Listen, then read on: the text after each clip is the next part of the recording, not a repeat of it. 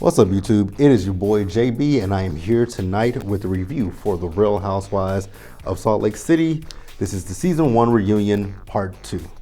All right, you guys. So, just to give you guys a little update. So, I think I'm going to review New Jersey Housewives, but New Jersey will be on Thursday until after next week. So, what'll happen is Sisters and Salt Lake City, those will be on Wednesday. And then New Jersey will be on Thursday. So you guys can expect it anywhere between the early morning up until noon. So it should be up by noon Central Time. But without further ado, you guys, let's go ahead and get into this reunion part 2, okay? All right, you guys, so this reunion seemed like it was mostly Mary-centric because most of the questions that Andy asked were specifically related to Mary. So we do start up, and Mary talks about getting her older glands removed. Again, I didn't understand it, so I can't even regurgitate it back to you because I didn't understand it. If you guys understood it, please let me know in the comment section if you guys understood what the hell Mary was talking about, because I didn't. So then we also mentioned a comment that Mary made in the first episode about Jen's aunt, about her diet being bad and her needing to drink water. And Mary said, this is not a good excuse at all. I get it when they're doing these shows, and they're doing those interviews. They're in those interviews for hours at a time. So I do get that they probably ask redundant questions. So I guess I can kind of give that to Mary, because I know that when they do their postseason interviews, they are in those chairs for a very long time. And like I said, sometimes they do ask those questions. They ask the questions multiple times. So Mary was frustrated. But Mary did apologize for that. And then we also mentioned a hospital comment once again. So Jen said she had never went to the hospital that day. But Mary, if the comment that Mary said was it smelled like hospital, that should not have been anything that Jen got offended by. Anybody could have went to the hospital. She didn't specifically say, "Oh, Jen smells like hospital." And I love the fact that Mary is shutting Jen down, because when Jen put her hand up, she said, "Put your hand down." Jen doesn't have it for Mary. So when Mary said, "But I did apologize to you," and Jen said, "Well, it wasn't sincere, but I still apologize. I still accepted it because it was Meredith's party." Jen, that is a dumbass logic right there. If you didn't believe that the apologies was sincere, don't accept it. It's common sense. But Mary once again apologized, and at that point, I'm gonna be honest with you guys, I was tired of Mary apologizing for it, because at this point it's just like, why do you keep apologizing? And it's so funny. Jen wants people to apologize to her for things that they say and do, but Jen can never come and apologize to any of the ladies for what she said or done. So then we also move over to the comment about Mary and the 7-Eleven. So you guys know, Jen said that Mary said that if she see black guys hanging outside of a 7-Eleven, she goes to another one. I know on social media everybody was upset about that comment, and I know I said in my review, I understood to an extent where Mary was coming from. I didn't think it was reverse racism, because I actually posed a question. I think in my review, I posed a question. So I think I posed that question. I don't remember. But the thing is, I kind of understood where she was coming from, because and I'm not saying even black people, I'm just saying if you go to a store and there are a bunch of people loitering outside, would you want to go inside? Would you want to go outside if there's a group of guys, black, white, Hispanic, whatever they are, would you want to go into the store? Especially if you're a woman. Would you want to go in there? I don't think so.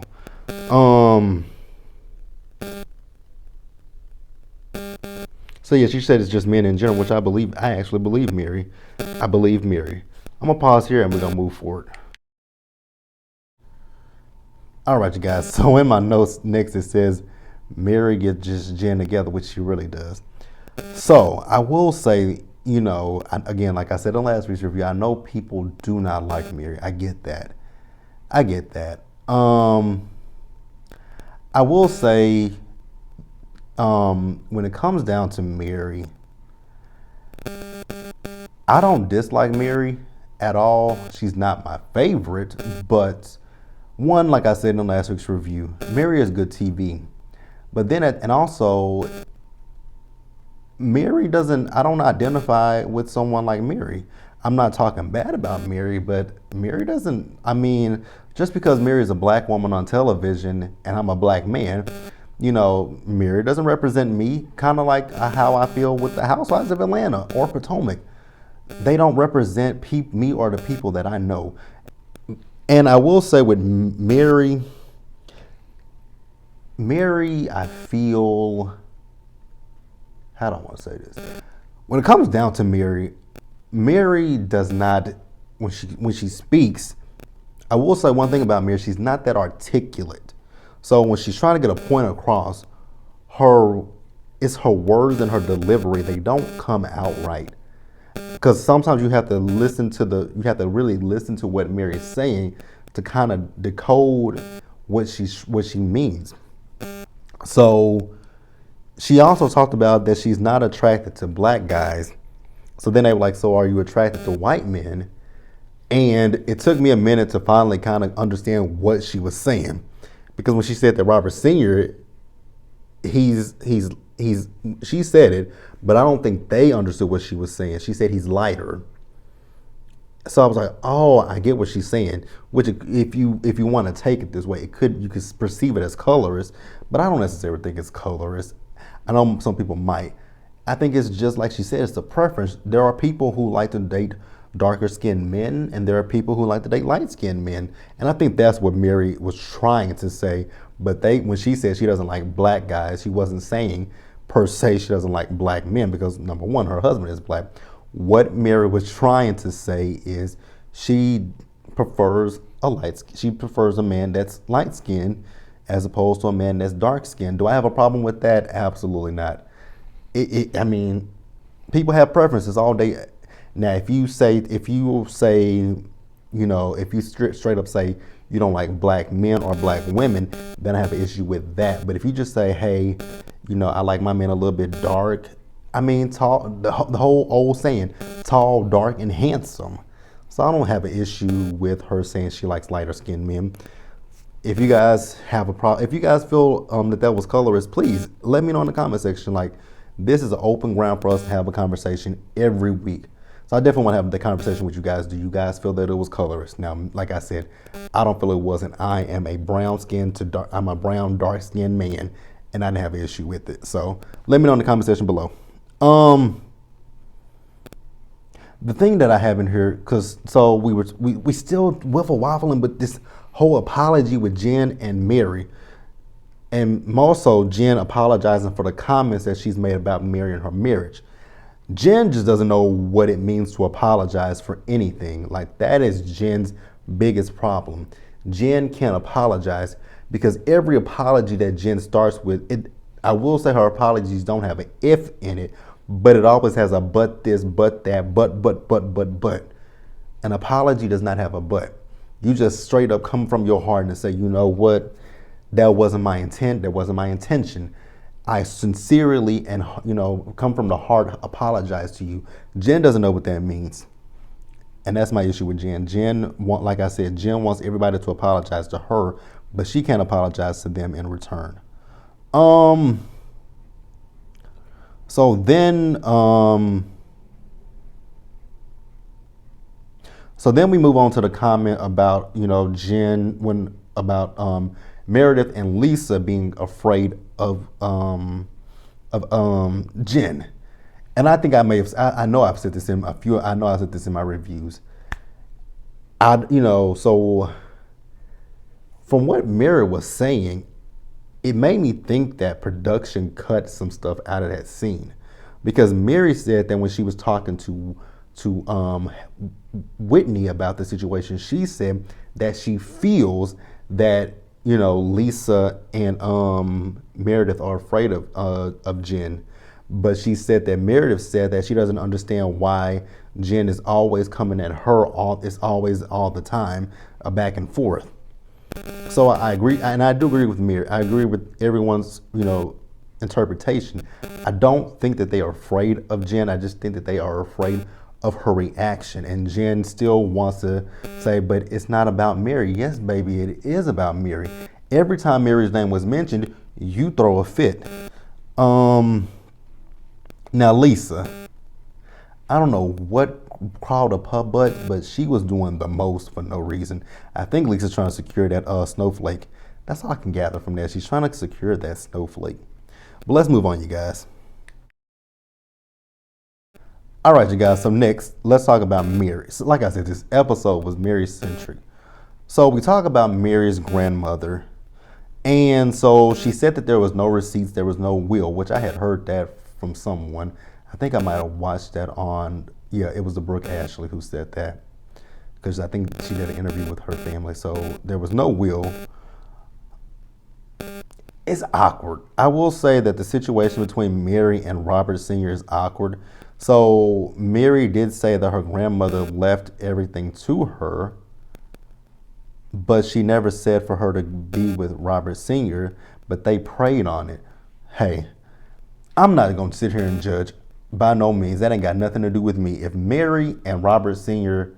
were happy, if they're happy and whatnot, that's all that matters. It doesn't make me no never mind. I don't care. I just will say it is awkward. Because even Andy said, well, if your grandmother wanted one of her girls to be with Robert Sr., why wouldn't it have been your mom, who's a little bit more age appropriate? But Mary did let us know that there's only an 18-year difference between she and Robert Sr. I'm like, oh, okay. So then she also talks about Charlinda and her aunt that cleans her house. She did say one thing. She said that, she would rather her family clean her house. I'm like, okay, that kind of makes a little bit of sense.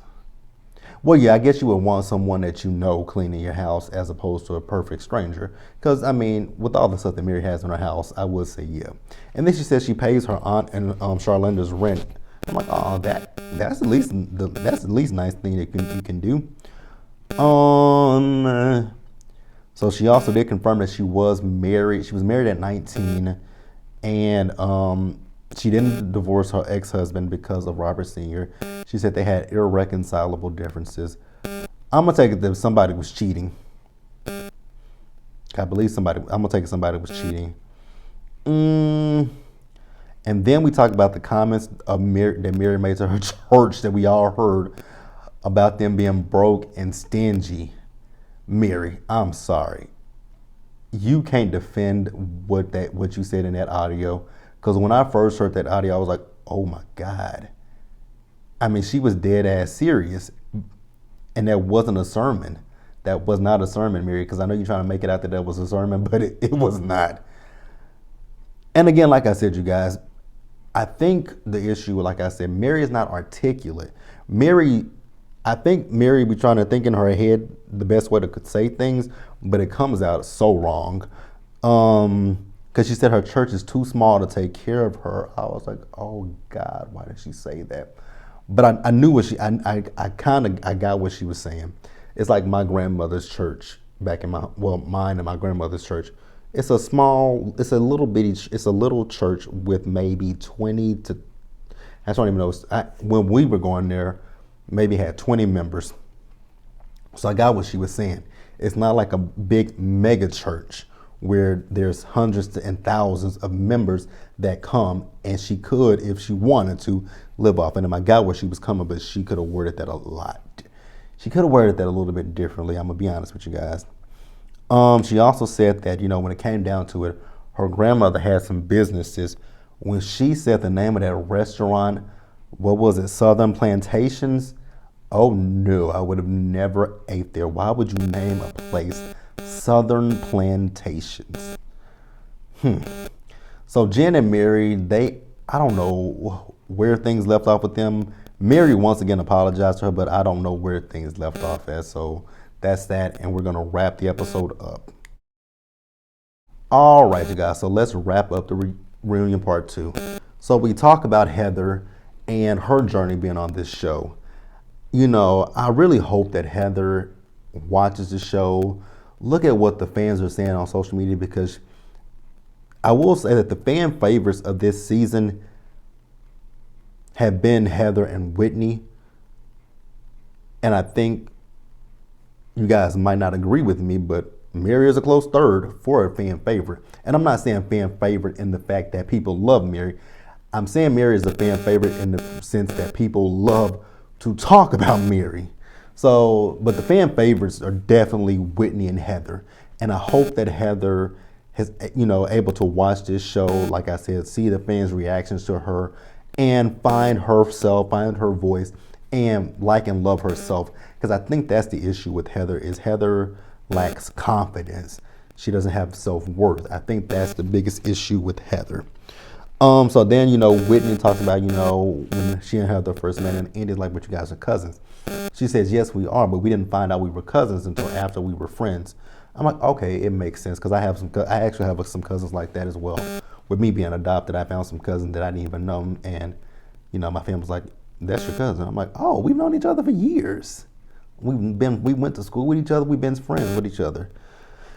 But Heather did say that the show has helped her look at herself in a different light, and I'm hoping it did, because I really like Heather. Now, when Heather was talking about the fact that she wanted her girls to have multiple partners, I was with Mary. No. Now, party and have fun, yes, but multiple partners, no. Not with the no, that ain't what you want. So then, Andy asked Lisa a question. I forgot what the question was, but Lisa says that there are two sides to Heather. It's a mouthy side and a mousy side. Which one is it? I don't even understand what they have to do. I know it was about, her. It's because she said that Heather has the most inflated ego since the show aired. I don't think Heather has an inflated. Well, I don't know. I don't think Heather has an inflated ego. I think Heather is finding herself. Like I said, Lisa just bucked up this reunion, and I'm like, who put a battery in your back? You must know that your check is in danger. That must be what it was. So Heather was like, well, if you don't know that much about me, why did you recommend me to the show? I was like, oh. So she recommended her to the show. Now, Lisa is saying that she didn't really know Heather up until January 2017. But even still, if you don't know her up until January 2017, y'all filmed this show in 2019. So you've known about her for the last, 2017, 18, 19. So you knew about her for the last at least 2 years. 2 years. And at this point now, it's 3 years. But when you guys filmed the show, you knew at least a little bit about her to recommend her to this show, but then get on this show and say you don't know anything about her. The only thing you know about her is that she was a good time girl. I'm over Lisa. Be quite honest with you. So then Heather also says that she felt like when it came down to Jen, that Jen was looking at a glow-up opportunity when it came to Lisa and to Meredith. But, not Lisa, but whatever her name is, Jen, she defeats that. So then Lisa, they broke for a few minutes. They took a break. And in this break, Lisa and Heather got into it. I'm going to be honest with you guys. I was just like Meredith when Lisa was sitting there talking to Meredith. Like, did you hear what she said? She says, honestly, I wasn't listening. I'm like, thank you, Meredith, because I wasn't listening either. I do know that what Heather was saying to Lisa was that Lisa's not that great of a friend to Meredith like she is to Jen. Do I agree with that? After watching the finale episode, yes, I do. I feel like the finale episode, especially the episode leading up to the finale, they all were in Vegas talking about how Jen was this bad person, but then you come back in the finale episode and you're buddy-buddy with Jen. So yes, I do agree with Heather. All right, you guys, so that is Reunion Part 2. Like I said, tomorrow you guys can expect Real Housewives of New Jersey. I'm going to watch that after I finish this review and my sister's review, and then I'm going to take my notes, and I'll see you guys tomorrow for that. But be sure to like this video, leave your comments in the comment section below, subscribe to the channel, and hit that bell notification button so you guys are aware of when I drop anything else. Share this video, and until the next one, I'll see you guys later. Stay safe, take care of yourselves, wash your hands, wear your mask, and socially distancing. If you're in Texas, bundle up, you guys. And also, if you're, oh God, I hope nobody's pipes that watch me, I hope and pray you guys' pipes have not burst. I know my sprinkler system this morning, it was going off before I did my first 2 videos. What else? Also, how you guys go, subscribe to the Planner channel, and I'll see you guys in the next one.